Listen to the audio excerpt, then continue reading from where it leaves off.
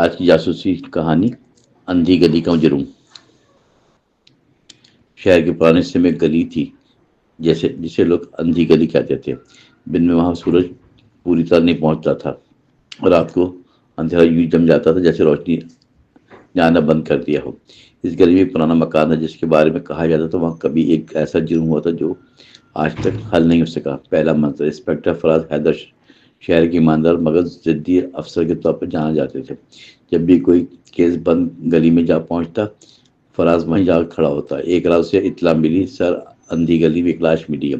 فراز کے ہاتھ ایک لمحے کو رک گیا۔ وہ جانتا تھا کہ گلی صرف جان نہیں بلکہ سچ کے لیے بھی بند راستہ ہے۔ جائے واردات: پولیس کی گاڑی گلی کے آغاز پر رک گئی۔ اندر جانا ممکن نہیں تھا۔ فراز ٹارچ لے کر آگے بڑھا۔ دیواروں میں نمی، فرش پر پرانے نشان اور فضا میں بوجھل خاموشی تھی۔ لاش ایک نوجوان کی تھی، جیب میں شناختی کارڈ، نام کامران سعید، وظاہر قتل، اور کوئی ہتھیار موجود نہیں تھا۔ بند راستہ۔ تحقیقات شروع ہوئی۔ گلی کے دونوں سروں پر دیواریں تھیں۔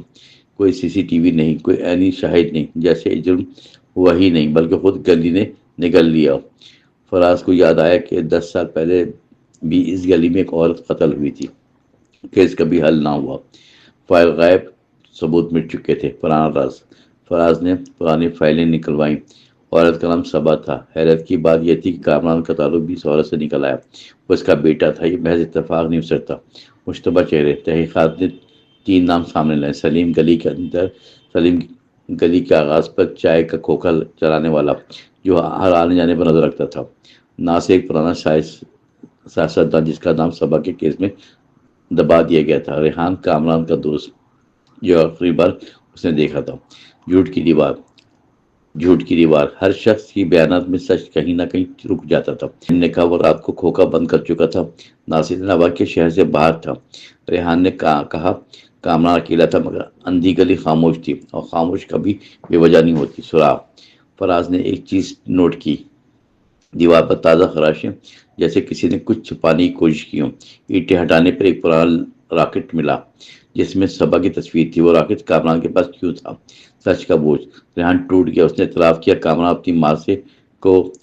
اپنی ماں کے قاتل کو بے نقاب کرنا چاہتا تھا۔ اس نے پرانی فائلیں سے رسائی حاصل کر لی تھی۔ وہ کہتا تھا قاتل طاقتور ہے۔ ریحان نے کہا وہ اندھی گلی اس کی گواہ ہے۔ اصل مجھے تحقیقات کا رخ ناصر کی طرف مڑ گیا۔ ثبوت آہستہ آہستہ جڑنے لگے۔ معلوم ہوا صبا ایک خفیہ گواہ تھی جس نے ناصر کے خلاف بیان دینا تھا۔ ناصر نے جرم کروایا تھا اور گلی کو خبر بنا دیا تھا۔